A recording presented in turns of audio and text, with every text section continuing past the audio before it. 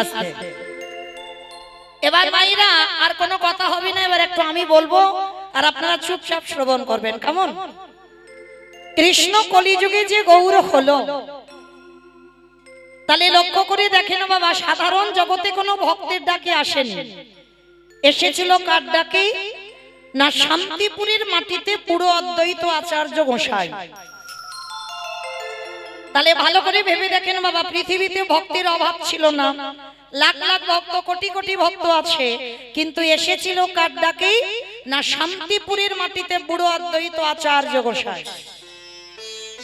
আচ্ছা মা, অদ্বৈত আচার্য গোসাই চেনো তো? মানে ভেবে বসো না যেন তোমাদের মালঞ্চে কেউ। পঞ্চতত্ত্ব ছবি যাদের বাড়িতে আছে দেখবেন, শ্রীকৃষ্ণ চৈতন্য প্রভু নিত্যানন্দ শ্রী অদ্বৈত গদাধর শ্রীবাস আদি গৌর ভক্তবৃন্দ। একটা বাচ্চাকে জিজ্ঞাসা করবে বাবা, বলে দেবে মাঝখানে যে দাঁড়িয়েছে কলিযুগের ভগবান। আর ওই ভগবানের ডান দিকে দেখবেন একটা বয়স্ক লোক, মানে একটাও চুল গোপ দাড়ি বাবা কালো নেই, সব সাদা হয়ে গেছে। ওই পুরো লোকটাই হচ্ছে অদ্বৈত আচার্য গোসাই। আর ওনারই ডাকে আমার কৃষ্ণ গৌর হয়ে এলো। তাহলে এই জায়গাটাই আমাদের জানার বিষয়, চুল গোপ দাড়ি পাগলো কেন জানো? আমার মহাপ্রভুর থেকে 52 বছরের বড়, মানে এক দুদিনের বড় নয়, 52 বছরের বড়।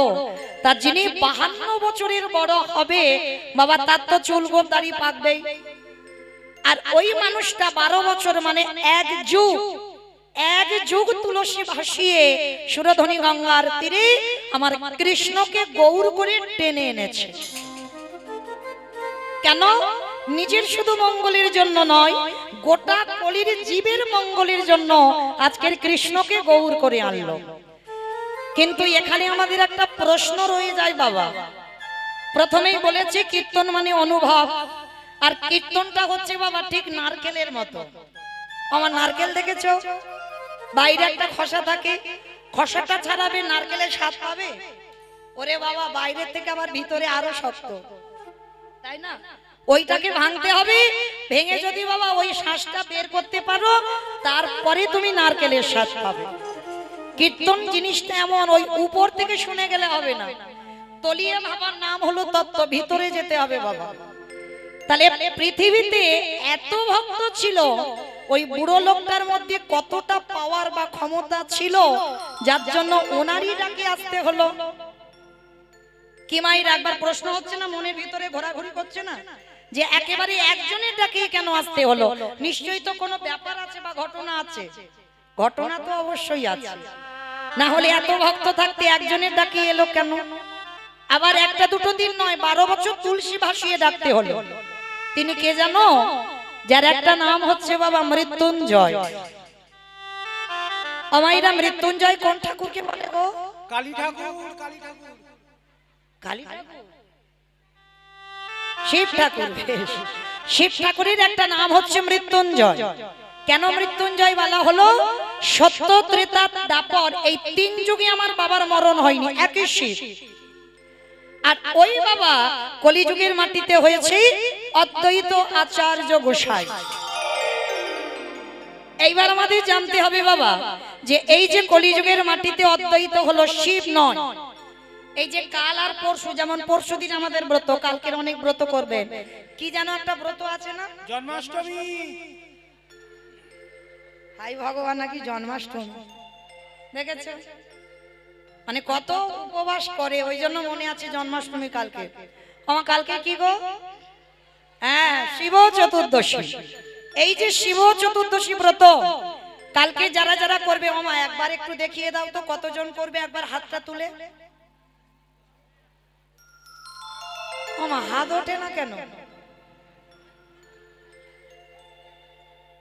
হাত উঠছে না? আচ্ছা বেশ, যে কজন তুলেছেন ওতেই হবে। কিন্তু আচ্ছা, এই যে শিব চতুর্দশী ব্রত কেন করব? কেন করব? স্বামীর অমঙ্গলের জন্য। স্বামীর মঙ্গলের জন্য, তাই তো? আর ওইদিকে আমার যে কয়েকটা দাদা ভাই তুলেছে, তাহলে কিসের জন্য করবে? বউয়ের মঙ্গলের জন্য। হিসাব পড়ে আছে। আমরা যদি স্বামীর মঙ্গলের জন্য করি, আমার দাদা ভাই বাবা ঠাকুর যারা করবে তারা বাবা স্ত্রীর মঙ্গলের জন্য না, সবটাই ভুল। সে বাবা সেই দক্ষ রাজা 27টা মেয়ে, চাঁদের 27টা স্ত্রী করেছিল। স্বামীর ক্ষয় রোগ হয়েছিল, দেবগুরু বৃহস্পতি অভিশাপ দিয়েছিল গুরুপত্নী হরণ করার অপরাধে যে চাঁদের ক্ষয় রোগ হবে, আর তাতেই বাবা করেছিল চাঁদের 27টা স্ত্রী প্রথম এই শিব চতুর্দশী ব্রত পালন করেছিল। কিন্তু বাবা এই দক্ষ রাজা 27টা মেয়ের নয় হয়েছিল, কিন্তু আমাদের স্বামীদের তো আর ক্ষয় রোগ হয়নি, তাহলে আমরা কেন করছি? এইটা বোঝার ভুল। আমরা অনেকে বলি বাবা যে স্বামী পাওয়ার জন্য, স্বামীর মঙ্গলের জন্য শিব চতুর্দশী, কিন্তু না, একেবারে ভুল কথা। শিব চতুর্দশী ব্রত সবাইকে পালন করতে হবে। কেন না, তার একটাই মাত্র কারণ, ভগবানের কাছে সরাসরি যাওয়া অসম্ভব। আগে ভক্ত চরণ ধরতে হবে বাবা। এই জগতে সংসারে যদি ভক্ত থাকতে হয় একজন, তিনি হলেন ত্রিলোকের বড় বৈষ্ণব বাবা ভোলানাথ। ধরতে যদি হয় আমার ভোলানাথের চরণ আগে ধরো। আর বাবা হচ্ছে আশুতোষ, একটা বেলপাতা একটা ওই বাতাসা দিয়ে একটু জল দিয়ে দাও, বাবা সন্তুষ্ট। আর যদি বাবা একবার সন্তুষ্ট হয়, তোমাকে আর কান্নাকাটি করতে হবে না ভগবানের কাছে যাওয়ার জন্য। ভগবানের কাছে আপনি থেকে ওই ভোলানাথ নিয়ে চলে যাবে। তাহলে কিসের জন্য ব্রত করব? কেউ কখনো বলো না ওই স্বামী স্ত্রী সংসারের মঙ্গলের জন্য না। শিব চতুর্দশী ব্রত এই জন্য করব, আমরা প্রত্যেকেই কৃষ্ণ প্রেম ভক্তি লাভ করবার জন্য। নিতাই গৌর প্রেমানন্দে। তাহলে সেই পরম বৈষ্ণব বাবা ভোলানাথ আজকের এসে দাঁড়িয়েছে, যিনি কলিযুগে অদ্বৈত। কিন্তু কেন হলো অদ্বৈত কি বাবা, এটা তো আমাদের জানা দরকার, প্রয়োজন। যিনি 3 যুগের শিব হলো মৃত্যুঞ্জয়, মানে মৃত্যুকে জয় করেছে। ভাগবত বলছে বাবা 125 বছর বয়সে আমার কৃষ্ণকে দেহ ত্যাগ করতে হলো। কিন্তু ভোলানাথ 3 যুগে মৃত্যু হয়নি, কিন্তু কলিযুগের মাটিতে হলো অদ্বৈত আচার্য মশাই। কিন্তু কেন হলো, এই কেনর কথা জানতে গিয়ে বাবা আমাদের সবাইকে একটুখানি যেতে হবে মহাভারত। আর মহাভারতে গেলে আমরা সবাই প্রশ্নের উত্তরটা পেয়ে যাব, কিসের জন্য বাবা কলিযুগে শিব হলো না। চলো, এই মহাভারতে বাবা যুধিষ্ঠির মহারাজ করেছিল রাজস্বয় যজ্ঞ। এই রাজস্বয় যজ্ঞে বাবা ভগবান কৃষ্ণ সবাইকে দায়িত্ব দিয়েছিল। হরি বল। আর যুধিষ্ঠির মহারাজ বলেছিল, কৃষ্ণ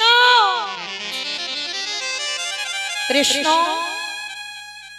তুমি তো সবাইকে দায়িত্ব দিচ্ছ, তুমি নিজে কোনো কাজ করবে না। ভগবান আমার একটু মুচকি হেসে বলেছিল, দাদা আমি তো সবাইকে একটা করে কাজ দিয়েছি, আর জানো আমি তো আমার জন্য আলাদা করে 2টো দায়িত্ব ফেলে রেখেছি। সে কি, সবাইকে তুমি একটা করে কাজ, আর কৃষ্ণ তুমি তোমার নিজের বেলা 2টো কাজ।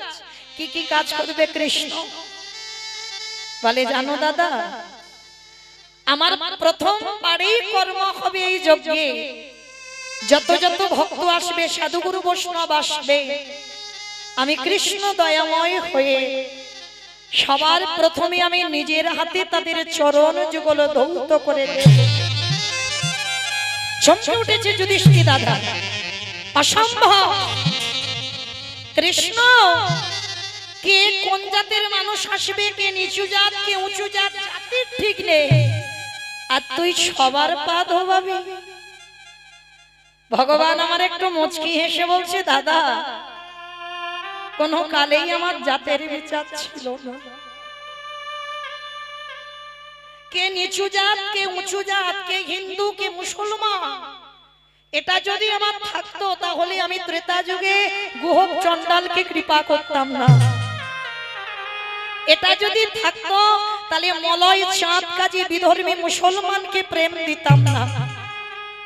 এটা আমার মধ্যে নেই দাদা। এই জগতে সমস্ত ভক্তরা জাতের বিচার করে, কে ব্রাহ্মণ কে বৈষ্ণব কে ক্ষত্রিয় কে বৈশ্য কে শূদ্র, এটা মানুষের বিচার, কিন্তু আমার বিচার নয়। তার যুধিষ্ঠির মহারাজ বলছে, কৃষ্ণ এত কাজ আমার যোগ্য ছিল, শেষে তুই পা ধোয়ার কাজটা নিলি কেন?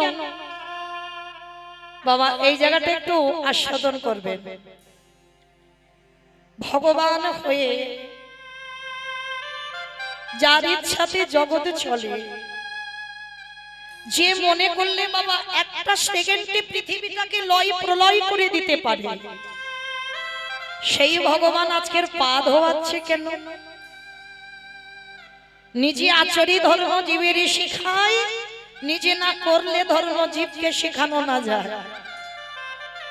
এই কথাগুলো বাবা আমরা কীর্তনিয়ারা হরিবাসরে খুব বলি, কিন্তু ভালো করে বিচার করে দেখেন তো, যারা বলছে বাবা তাদের আচরণ যদি ঠিক না হয়, আমি যদি নিজে আমার পিতামাতাকে সম্মান না করি, আমি সাধুগুরু বৈষ্ণব দেখলে যদি নত না হই, আমি যদি নিজে কৃষ্ণ বলি না কাঁদি, তাহলে অপর কি আমার মুখ থেকে কথা শুনে কিছু শিখবে বলে মনে হয়? তাহলে সবার আগে নিজেকে তৈরি করতে হবে, তবে তুমি সমাজ শিক্ষা দেবে। আর এই মহাভারত বলো আর রামায়ণ বলো বাবা, এটা সবটাই কিন্তু সমাজ শিক্ষা। তৈরি হয়ে যাবে বাবা দেহের গঠন, মনের গঠন তৈরি হবে যদি তুমি মহাভারত পাঠ করে একবার হৃদয়ঙ্গ করতে পারো। তাহলে আমরাও বাবা সশরীরে যাব যুধিষ্ঠির মহারাজের মতো, সশরীরে স্বর্গবাস। কিন্তু আমরা বাবা পরিবর্তে কিন্তু সেটা বাস্তবে আমরা ফলাতে পারি না। কিন্তু ভগবান কৃষ্ণ আজকের পা ধোয়াচ্ছে কেন? সমাজকে শিক্ষা দিল, ওরে কলির জি আমাকে দেখে শিখে নে, তোদের দুয়ারে যদি সাধুগুরু বৈষ্ণব আসে, সবার আগে পা ধোবার ব্যবস্থাটা করিস। কি মায়েরা, এই নিয়মগুলো আগেকার দিনে ছিল, এই এখনকার দিনে আমাদের মতো মেয়েরা আমরা আর বিশ্বাস করি না ওইগুলো। কেন জানো? যত টিভি সিরিয়াল দেখি আর তাদের মতো আচরণ হয়ে যায়। কিন্তু মনে রেখো মা, যদি দুবারে গুরুজন আসে, সবার আগে পা ধোবার ব্যবস্থা করো। আর অনেকে বলবেন যদি গুরুজন না আসে, যদি বছরান্তর গুরুদেব না আসে, দেহ রাখেন, তাদের কি হবে? তাদেরও উপায় বলে দিয়েছে বাবা। যে যার ঘরের বাবা মা তো আছে, যে যার ঘরের শ্বশুর শাশুড়ি তো আছে, কৃপা করে আমি রোজ রোজ বলে যাচ্ছি না বা বৎসরে একবার চেষ্টা করো নিজের হাতে ওই বাবা মার দুটো চরণ যুগল ধৌত করিয়ে দিতে। কেন জানো? ভগবান বলছে যদি কেউ জীবিত ভগবানকে পূজা করতে পারে, তাকে আর নবদ্বীপ যেতে হয় না, বৃন্দাবন যেতে হয় না, হরিদ্বার, দক্ষিণ ভারত, পশ্চিম ভারত কোথাও যেতে হয় না। আমি সারা জীবন সেই ভক্তের দরজায় বন্দী হয়ে যাই। ওছে ভক্তে নিতাই গৌর হরি বল, হরি বল, হরি বল।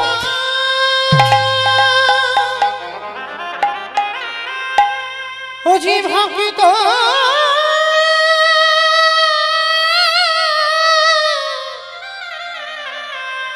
ভক্ত ছাড়া কিছু জানে না। কৃষ্ণ তাই তো যুগে যুগে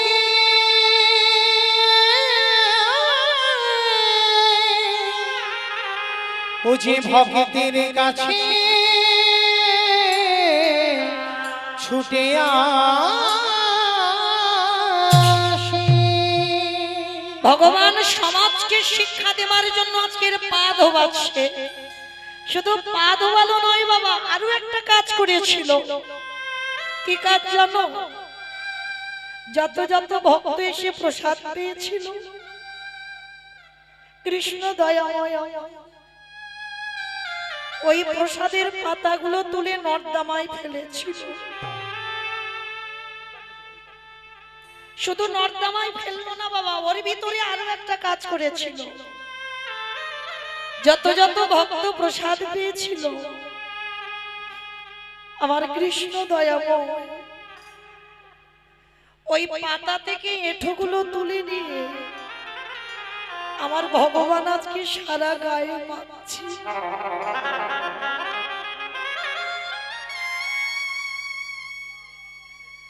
যখনই আমার ভগবান সারা গায়ে মাখছে, যুধিষ্ঠির মহারাজ বলেছিল কৃষ্ণ কৃষ্ণ,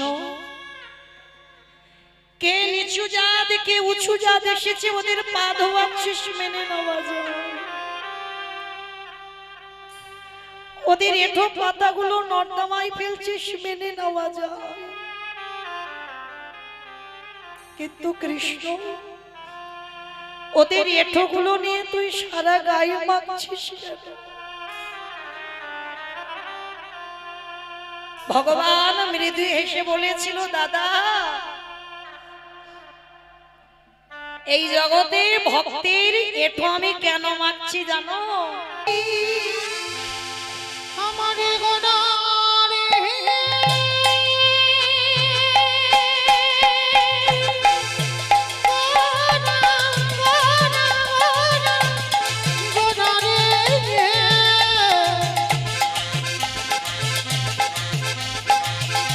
আমারে গোনা গোনা গোনা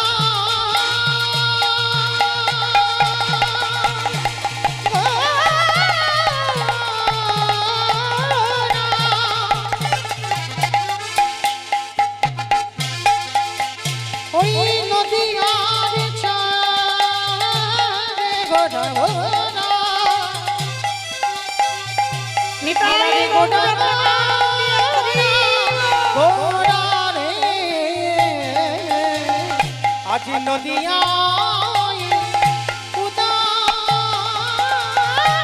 রে আর পূর্ণ চন্দ্র আমার গৌরী হারি আজ কৃপা করি হইল উদার উলুধ্বনি পাকরে হইল না কৃপা করে হইল না ওই না সোনার নদিয়া গৌর উদয় হলো, সোনার নদী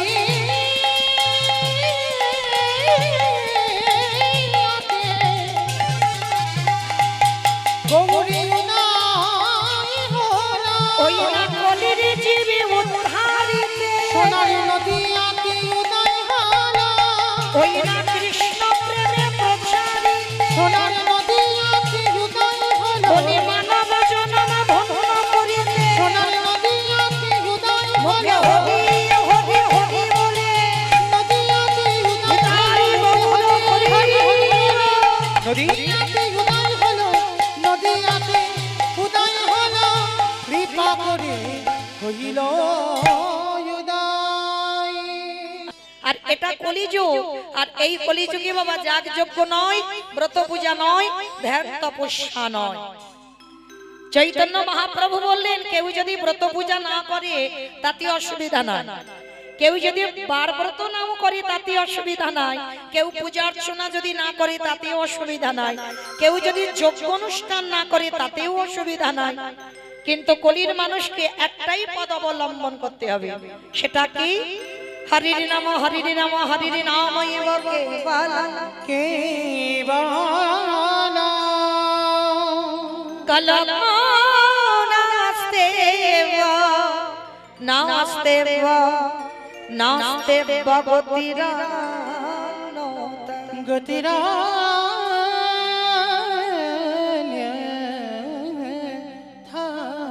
কি বললেন? কলির মানুষের হরিনাম ছাড়া কোনো গতি নাই, কোনো গতি নাই, কোনো গতি নাই।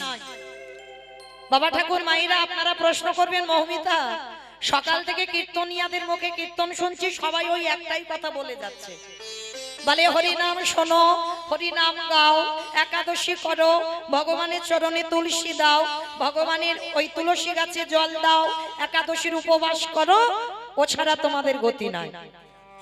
কি মায়েরা কীর্তনিয়ারা সব বলে যাচ্ছে না একটাই কথা, কিন্তু এই যে কীর্তনিয়ারা বলে যাচ্ছে সেটা কি শুধু শুনে চলে যাব? একবার হৃদয়ঙ্গ করতে হবে না? ওটা মেলাতে হবে না বাস্তবে? সত্যি কি বাবা হরিনাম ছাড়া গতি আছে? যে যত বড় ধনী হোক না কেন, যারে যত টাকা থাকুক না কেন, যারে যত অর্থ থাকুক না কেন, কেউ যদি বাবা সোনার পালঙ্কে ঘুমায়, কেউ যদি টাকার বিছানায়ও ঘুমায়, কেউ যদি বাবা সারা জীবন দিল্লি বোম্বে কাটায়, তবু কিন্তু মনে রাখতে হবে বাবা শেষের দিনে তোমার আপন কেউ নয়। যারা কীর্তন শুনতে বসেছেন মা, এই কথাটা সবার আগে একটু শুনে নাও, এই পৃথিবীতে তোমার আপন কেউ নয়। যারা গীতা ভাগবত জ্ঞানী এখানে বসেছি তারা ভালো করে অনুভব করবো বাবা, যা যা কিছু জগতে দেখতে পাচ্ছ সবটাই কিন্তু অনিত্য বস্তু। আর নিত্য বস্তু যদি থাকতে হয় সেটা হলো আমার গৌর গোবিন্দ চরণ। তাহলে ওই চরণ ছাড়া তোমার আপন আর কেউ নয়। কিন্তু তবু বাবা আমরা কিন্তু সকাল থেকে আর রাত্রিতে ঘুমাতে যাওয়া পর্যন্ত কি করি সবাই? ছেলে আমারে, মেয়ে আমারে, জায়গায় আমারে, জমি আমারে, বিষয় আমারে, বৈভব। কিন্তু যতই আমারে আমারে করো না কেন, বাঁশি যদি বেজে যায় পড়ে থাকবে সরকারি খামা। কি গো, এসেছো একা, তুমি যাবে একা। শেষের দিনে তোমার সাথে যাবে বাবা শুধু কর্মফল। আর জানি না আপনাদের এটা উত্তর 24 পরগনা তো, বেশ, আমি দক্ষিণ 24 পরগনার মানুষ, তাহলে জানি না আপনাদের এই উত্তরে নিয়মটা আছে কিনা। তবে বাবা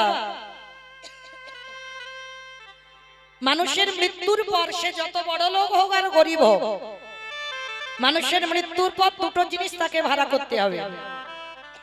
কি গো মা? এক হলো খোল আর এক হলো করতাল। কি মাইরা আপনাদের এই উত্তরে নিয়ম আছে তো?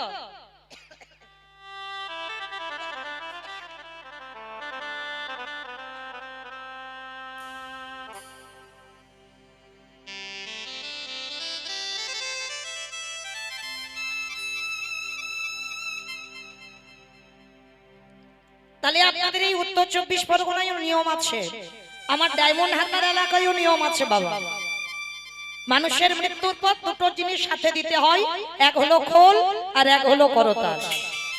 ভালো করে হৃদয়ঙ্গ করে দেখেন বাবা, যখন আমরা ঠাকুর বিসর্জন করতে যাচ্ছি তখন তো বাবা ডিজে ডিজে বক্স বাজাচ্ছে কিনা?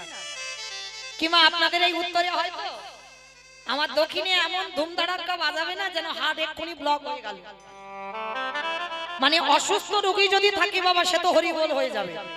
তাহলে এই জায়গাটাই অনুভব করে দেখেন, সেটাও তো মা।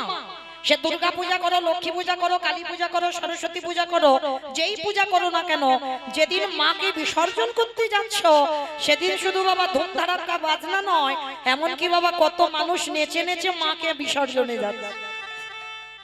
আর যেদিন আমাদের দেহ বিসর্জন হবে সেদিন কি বাবা লরিতে করে একটা ডিজে বাজাতে বাজাতে গেলে হতো না? কি বাবা, যদি আমরা চালুটা করি তো হবে, কিন্তু করছি না কেন? এই জায়গায় আমার চৈতন্য মহাপ্রভু শিক্ষা দিলেন, ওরে কলির জ্ঞানন্ধজি ভালো করে পিছনে তাকিয়ে দেয়। এলি খালি হাতে, যাচ্ছিস খালি হাতে। যেদিন এসেছিলিস তোর সাথে কিছু ছিল না, আর যেদিন ভব ছেড়ে চলে যাবি সেদিনও তোর সাথে কিছু যাবে না। তাহলে সাথে তোর কি যাবে? শেষের দিনে তোর কর্মফল। আর কি যাবে? এই হরি নামে যাবে। আমাদের পচা দেখো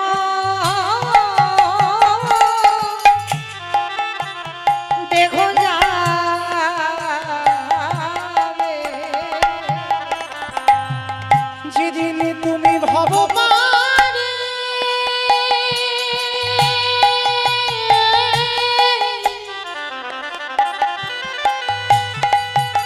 হরি বল হরি বল।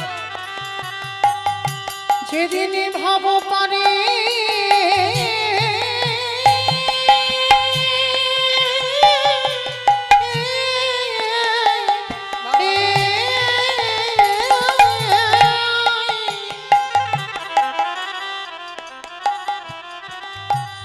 যেদিন ভব পারে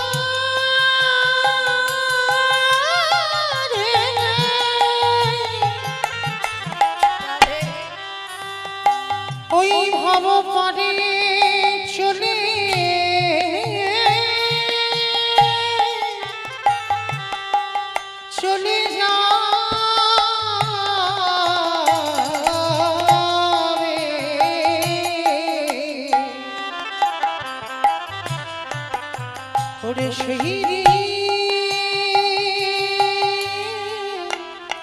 এ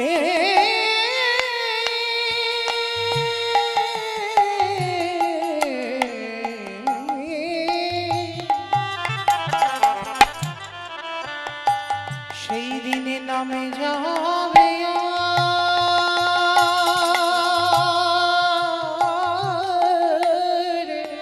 হরি বল হরি বল। এই পচা দেহ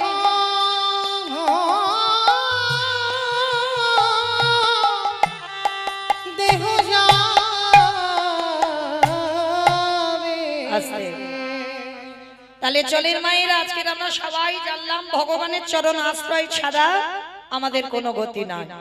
তাহলে সেই গুরু চরণ আশ্রয় করে আমরা সবাই যে সন্ধ্যাবেলায় গোবিন্দ ভজনে ব্রতী হয়েছি, তো চলের মায়েরা আমরা কিছুক্ষণের জন্য সবাই যাব শ্রীধাম নদিয়া নবদ্বীপ ধাম। কি মায়েরা সবাই যাবেন তো? সবাই যাবেন? তা সবাই যদি চলে যায় কীর্তন হবে কাকে নিয়ে?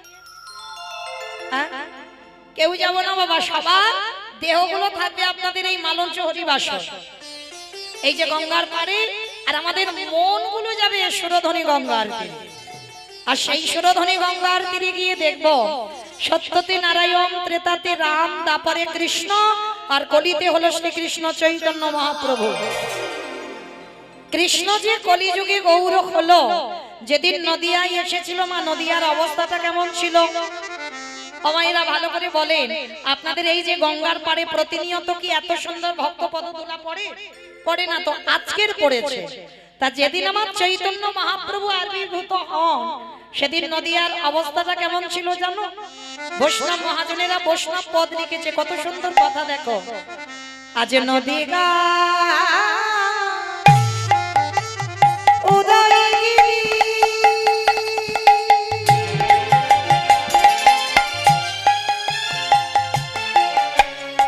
পূর্ণ চন্দ্র গৌর হরি,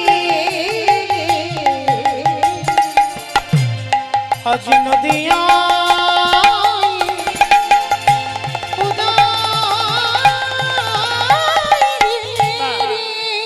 আস্তে মাইরা এই সন্ধ্যাবেলায় আমাদের শ্রবণ তো হবে, কারণ নববিধা ভক্তিতে বলছে বাবা আগে শ্রবণ, পরে বলছে কীর্তন। তাহলে ওই জায়গাতে বসে বাবা যদি ঠিক ঠিক কাজ করা যায় আমাদেরও কৃপা হবে। তাহলে কীর্তন শুনতে গেলে ভগবানের জন্য একটু কাজকর্ম করতে হয়। কাজগুলো কি কি জানো তো?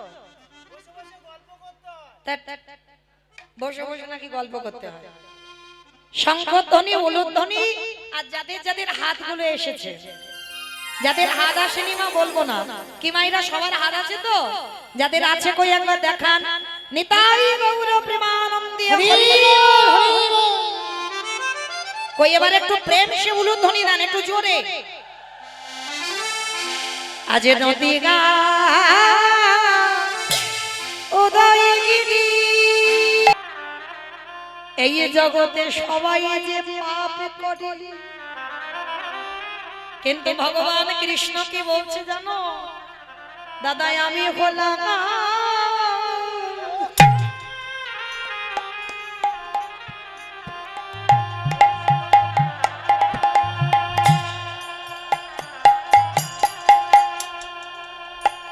দাদা মহা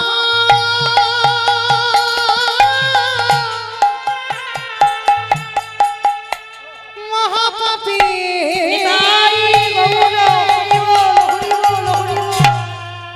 এ জগতে সমানে পাপের বিচার,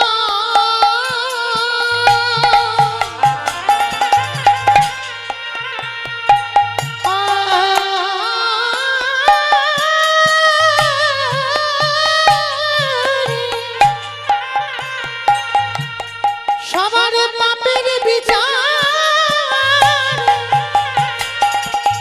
আমি করি বটে। নিতাই গৌর প্রেমানন্দে দাদা গো, দাদা আমি হলাম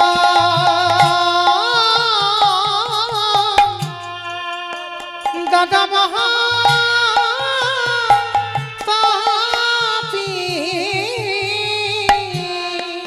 আমার কৃষ্ণ দয়াময়